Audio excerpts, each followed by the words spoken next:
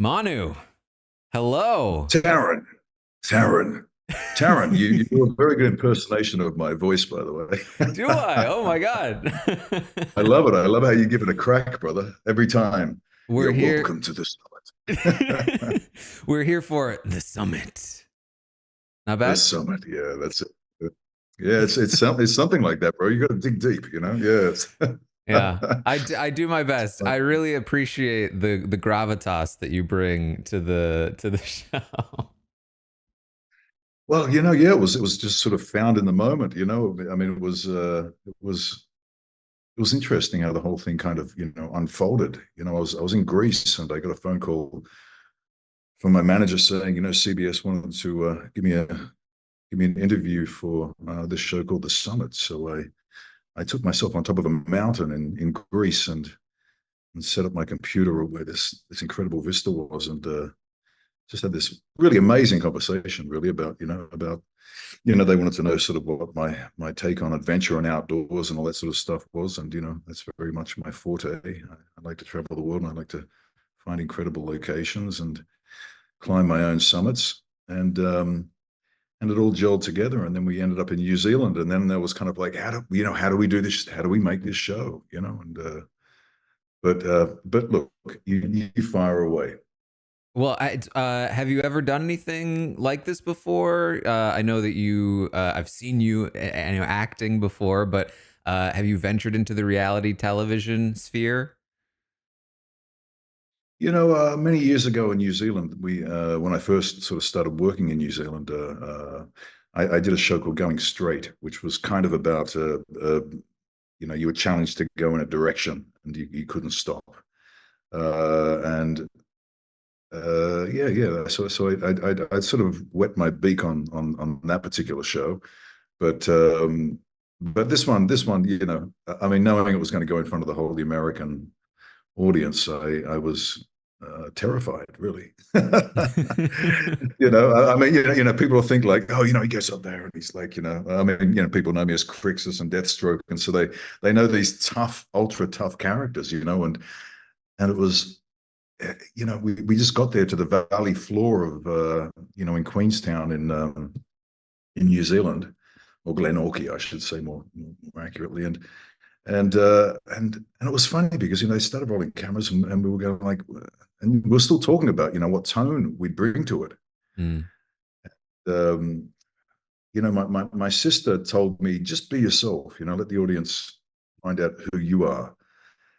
And so I sort of went into a take with a kind of a, hey guys, welcome to New Zealand. And then it was kind of like, and then there was this kind of like a little bit of shifting around about how, the network, how my producer, Kevin Lee, fantastic, history of reality shows under Kevin's belt. And he was like, you know what, Manu, we should be the Taskmaster. Mm. We don't want to make it, we want to make it as tough as we can for these guys. So kind of like my grin disappeared, and everything became more kind of like, okay, you guys, boot camp, like, you know, I sort of struck a tone that I thought was dramatic, but yeah, but as we made our way up the mountain, and I couldn't help but give in to these characters and what they were going through, so I started to crack as they started to crack in a certain way, Mhm. the likes of Amy and you know Theron. I mean, they're such characters that after a few episodes, we started to feel a little bit more, connection and relationship. But still, there was this tone and this kind of like thing we'd set up off on, so I couldn't steer too far away from Mm. it. Yeah. Yeah, I think what we were looking for a lot of the time was like we just wanted more murder. We just wanted I gotcha. more people to drop, and your sort of like the tone I think was so perfect for that, where it was just like um you was like just constantly like, hey, you guys aren't going fast enough, you got to pick up the pace. And I think like I don't know, I think that really works for this show, where it's like you have the mountains keeper and the mountain itself, and then you as sort of like, hey, you've got to vote each other off. You maybe got to leave each other behind. It all feels like they're all competing against each other, obviously, but they're also competing against like the mountain and the mountain's keeper and you and the show itself, which I think is kind of a fun angle. Yeah, I mean, New Zealand itself has got a culture of its own, an environment of its own, and as I said at the beginning of the series, when I told them where they were and what their challenge was, that mountain that they climb is where Sir Edmund Hillary did his training before going up Mount Everest.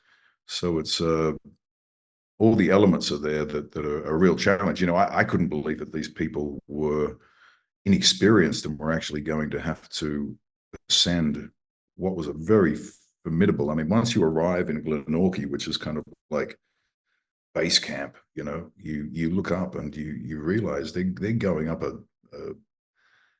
tough, steep incline, and no, that's just not even a good enough description. They're going up a damn mountain with a giant summit, 3,500, feet up, from where we were. Yeah, it was, I mean, put it this way, I mean, the Australians originated this show, and then Endemol Shine bought it, and they wanted to do the American version. So in some ways, we were kind of like trying to fit our foot into the shoe that they had built. Mm-hmm. But we had a completely different cast. The Australian cast was a different dynamic. And I don't know whether it's just because America's become very PC, but there was a tough time getting these guys to get into it. It was kind of like buddy camp. Oh, come on, we'll all help each other. And in the Australian version, they all started like having a real go at each other right from the get go. So That's funny actually, because I feel like my experience of Australian Survivor versus like U.S. Survivor is that, and I don't watch a lot of Australian Survivor, and not that Australia is the same as New Zealand, but like we have, I think, found snakes. Yeah, we've found that like it tends to be a little more cutthroat in the U.S. For like these kinds of shows. In fact, Big Brother is a show that I do a lot of coverage of, and the U.S. changed Big Brother to be more cutthroat. Whereas like in most of the world, it's like the audience votes and everyone's in the house like hanging out. So it's interesting to hear like that they were a little kumbaya. There were definitely maybe a little behind the scenes. Maybe it was a little more like, behind the back, waiting to stab people, because there were definitely some confessionals from people who were looking to play a little hard, I think. Professionals played like, like completely different, like like I couldn't believe that guy was calling himself the cockroach, the Korean cockroach. It's kind of like, I thought you shouldn't have, you've just sloganed your own nationality into this sort of corner, bit stereotype, but yeah, it was kind of like, he was very like so much fun to have, in the interviews behind the scene, and then in the game he was trying to play his game. So I think a lot of them were doing that, like Becky Lee, or a lot of them were doing that behind the scene. They were going like, oh, but it was just like, you kind of wish they'd started throwing punches in the on the mountainside, a little bit more. Yeah, I could see that for sure. But they got into it, like Yeah. like eventually, you just do get to the point where it's just you can't cruise anymore, and I think halfway through the season, the series really found its strengths and started to really congeal, between the competitors. Yeah.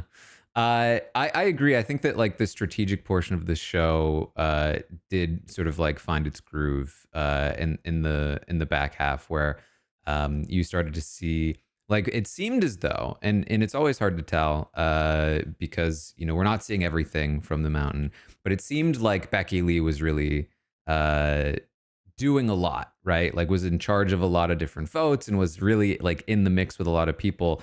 right up until basically the moment that like Nick just kind of like pulled the rug out from under her, right? But it was interesting because you had somebody like Becky Lee who was doing that, but you also had Nick who was working his own thing on the side. You had Theron who was in the mix, and then you had like other players like Pumpkin, who was just kind of like a loyal, honest player who was just trying to, like hang out with Becky Lee, and so it was a cool dynamic, and I feel like you don't often see like a lot of strategists make it to the end in these kinds of shows in the way that they seemed to on the summit. And I wonder if part of that is the nature of the show, where you're kind of supposed to take out the weaker or slower people, and like the stronger people that were taken out often seemed like the least strategic strong people, if that makes sense. Yeah, look, I think season one of any show, is really just, you find out all these things just watching it play out, and you can never sort of second guess on a show like this exactly how it's going to go down on the next episode.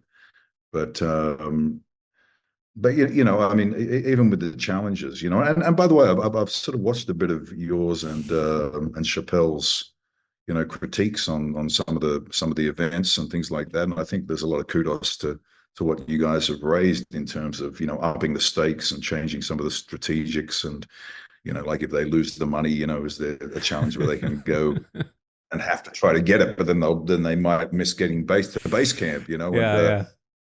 getting to camp, and a checkpoint. And, I mean, yeah, but as I say, it was kind of like we were there sort of mirroring an Australian format, Mm, for an American version of the show. And but then realizing we have a completely different group of people, hmm. uh, fairly similar obstacle courses, but almost identical to the Australian one.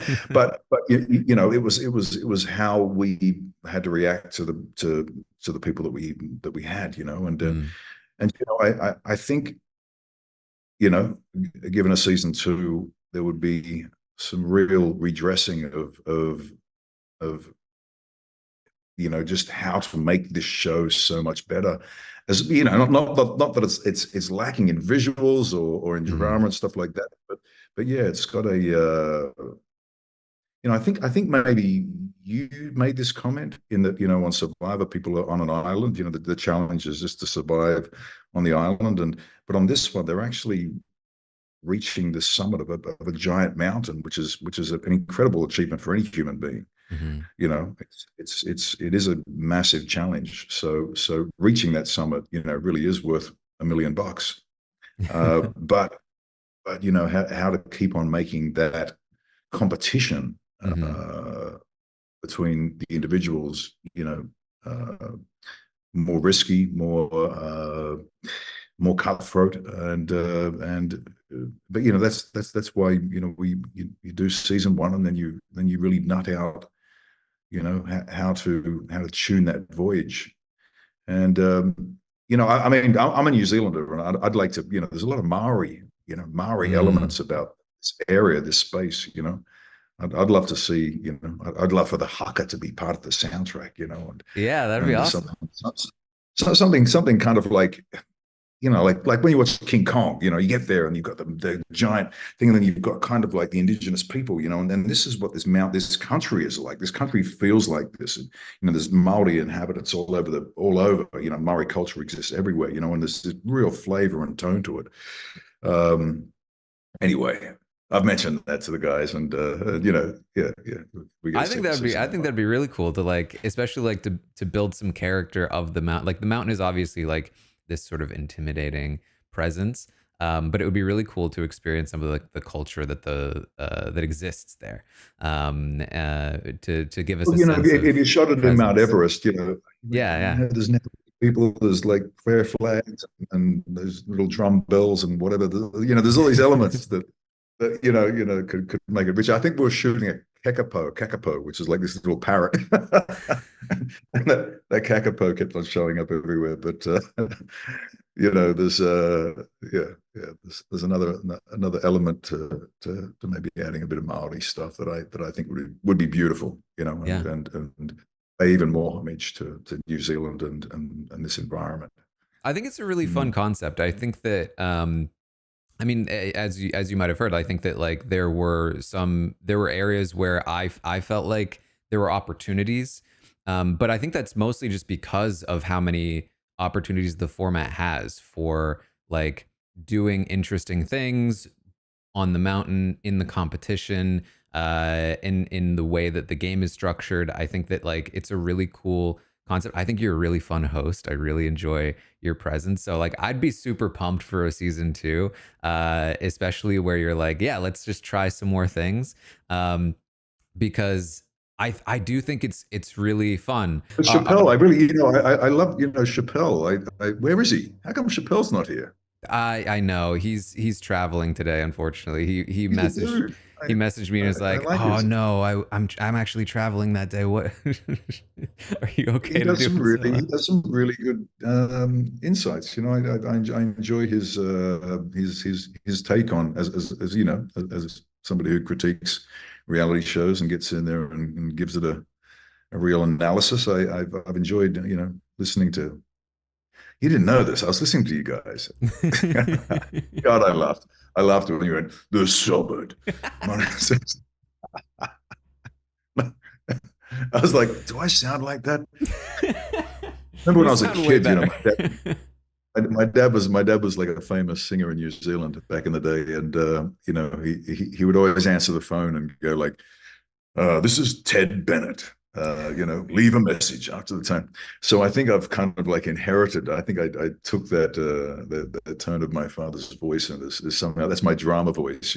Mm, I yeah, mean, I it's sort of served me well with like when I'm playing Crixus, it's very theatrical. That was as a period piece, it was almost Shakespearean in its nature. And then when I got to do Arrow, when I was playing Deathstroke, they were going, "We don't want you to do the Crixus voice. We want you to do something more modern." But they made me an Australian special forces guy playing Deathstroke and Arrow, so I kind of like just it was just faster mm, and more modern tone.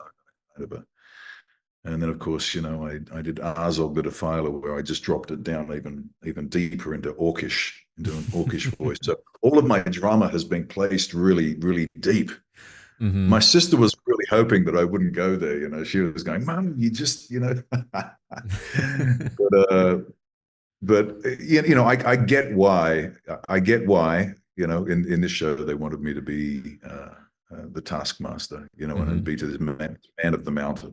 Which is a character in a way. And sort of acting in a way. But I'm more into. I mean, me personally, I love these guys. Once we're on the yeah. mountain, these 16 contestants are real people. And I took as much time as possible.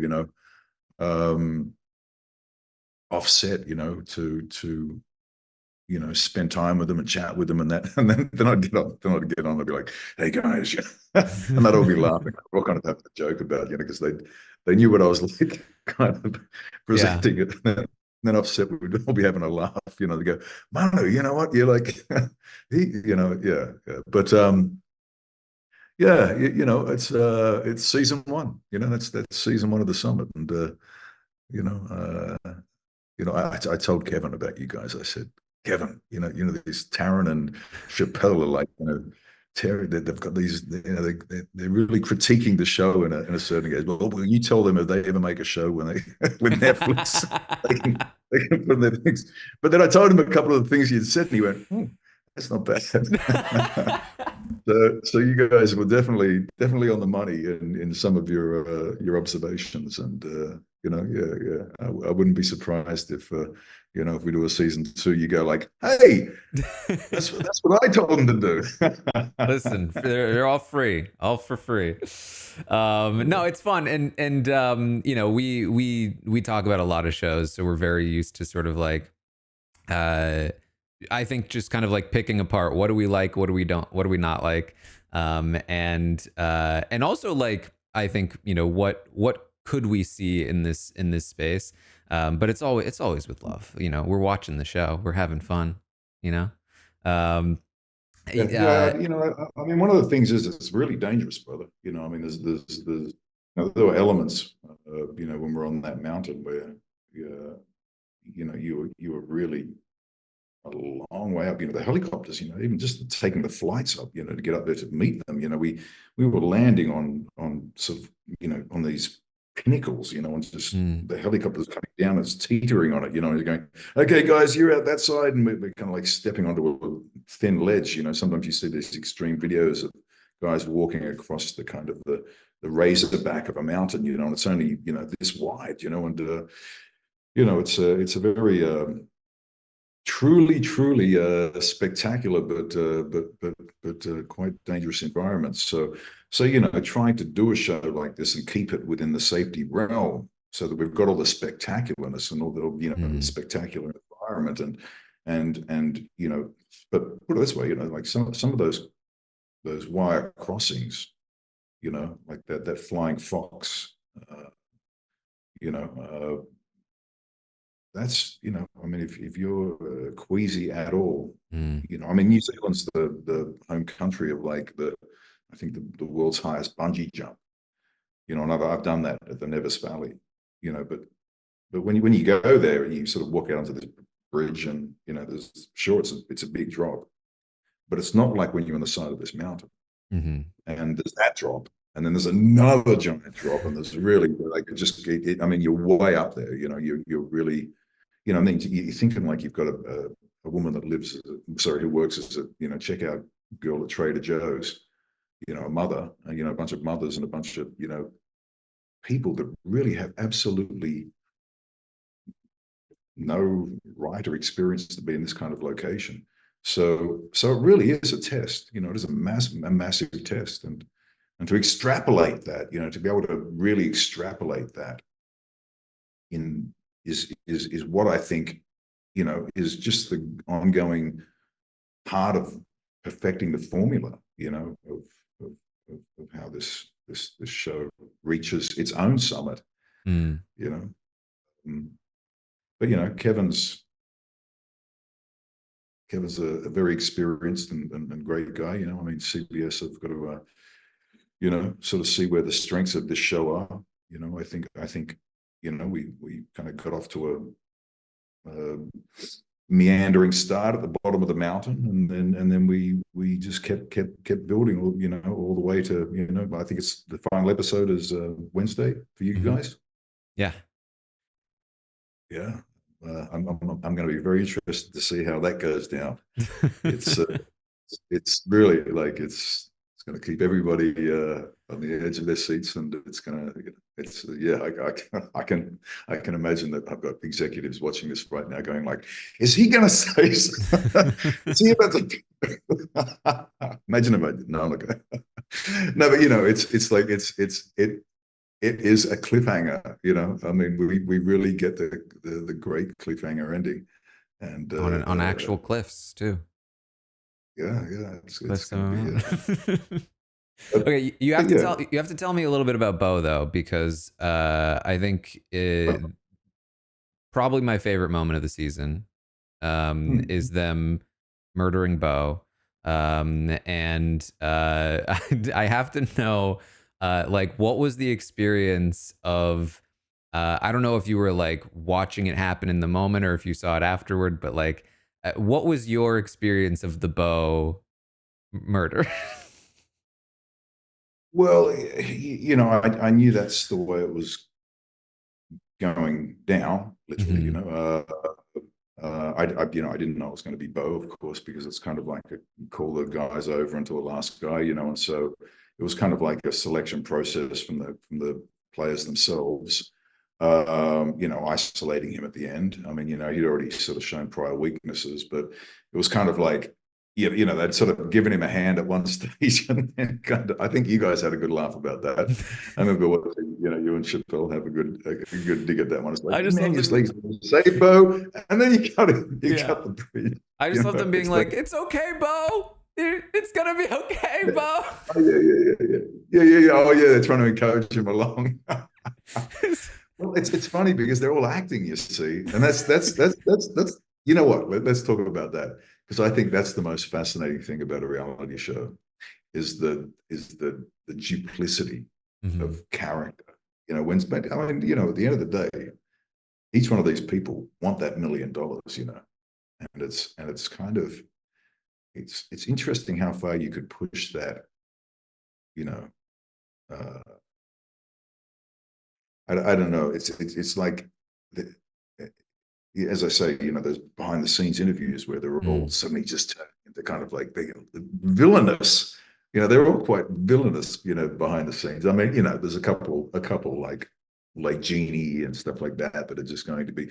But even Jeannie, you know, you sort of see her playing the, oh hi guys, you know, well, it's great to be with friends and great, you know, and all this sort of stuff. You know, everyone's playing the game, you know, and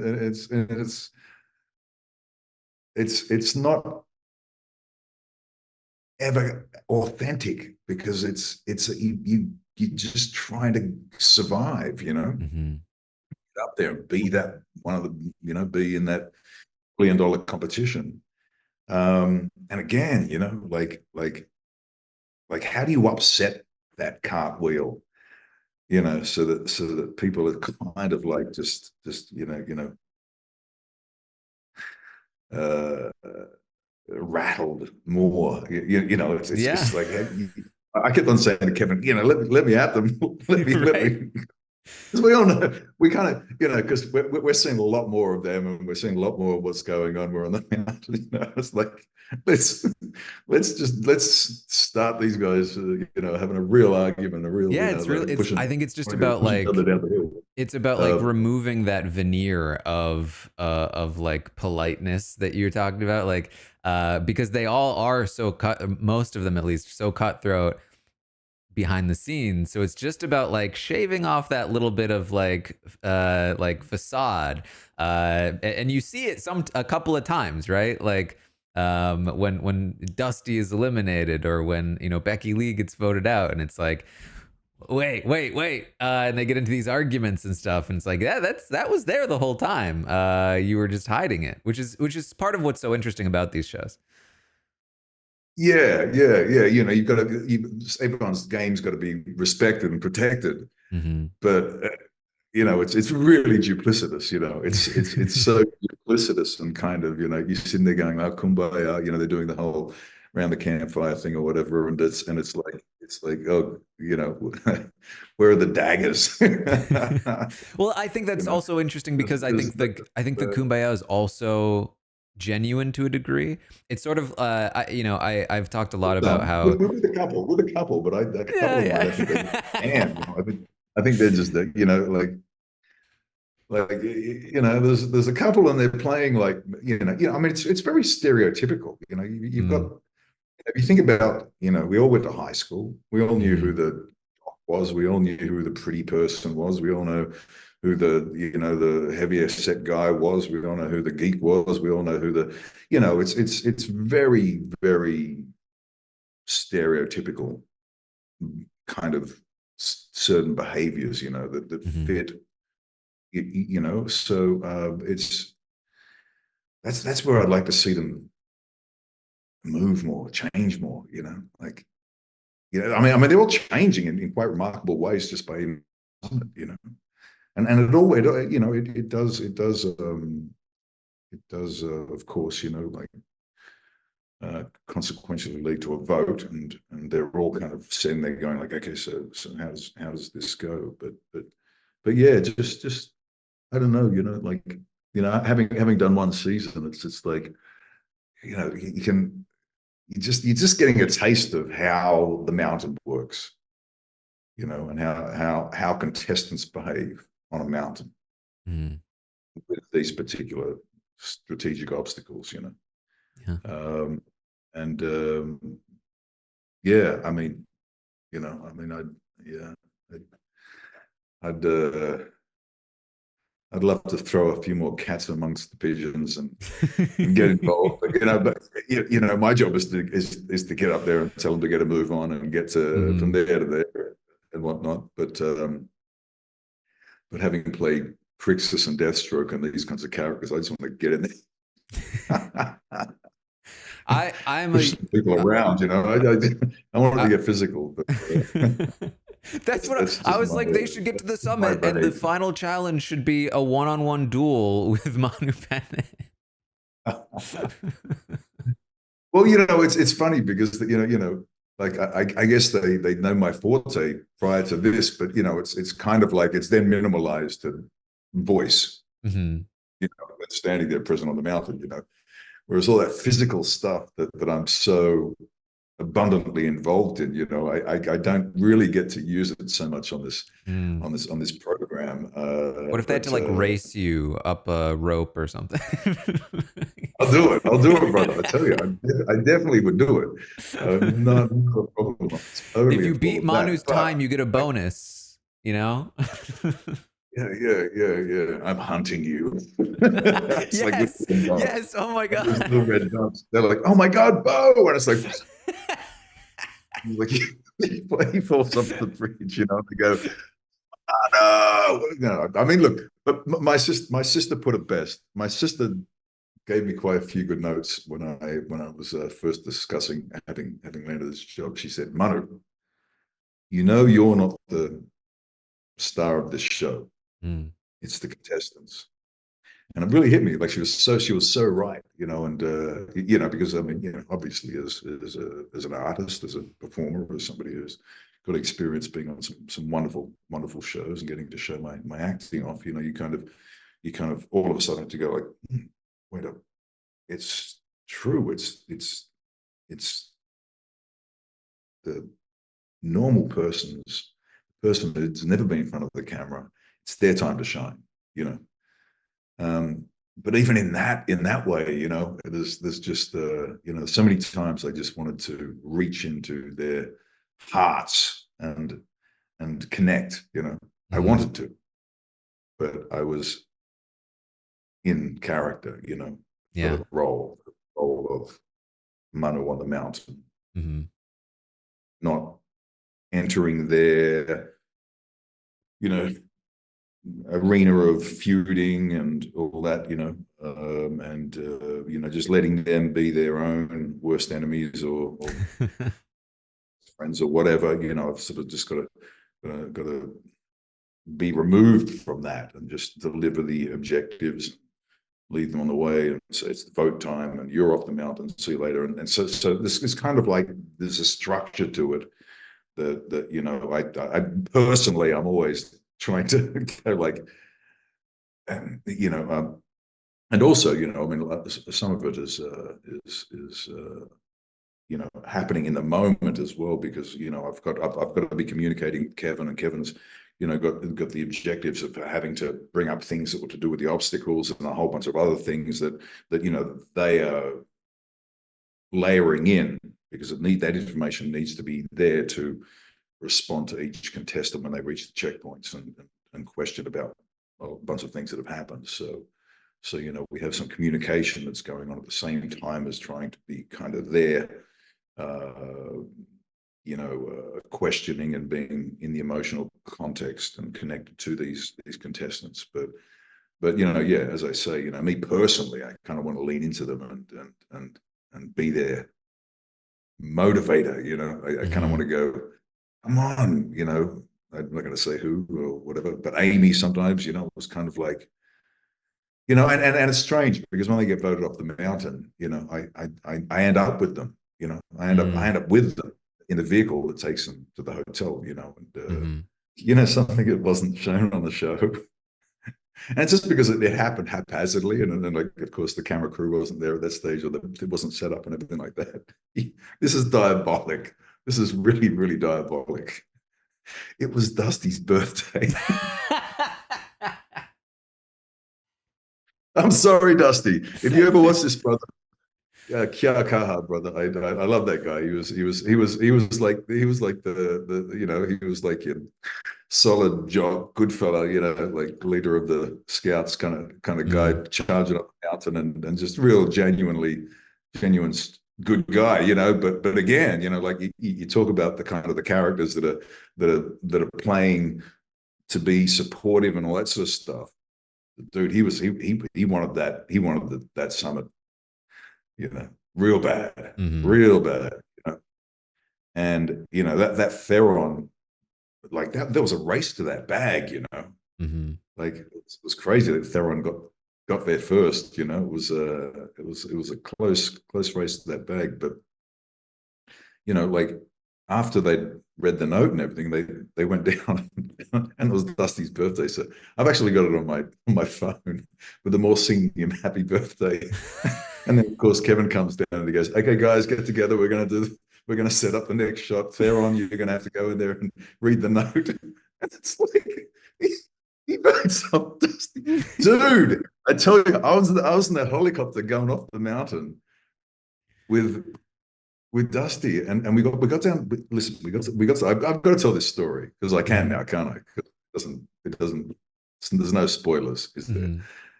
So so when we get down to Glenorchy, he was so upset, bro. I mean, he was just in the like. I don't know what birthday it was, what number it was, but he was a destroyed man that you know, for 1 second he thought, you know, it's my birthday and I'm going up this mountain. And then it's raced this bag and Theron's like, and just after that sung him happy birthday. I know I'm being repetitive, but I'm just saying it was diabolic. And they go, "Bro."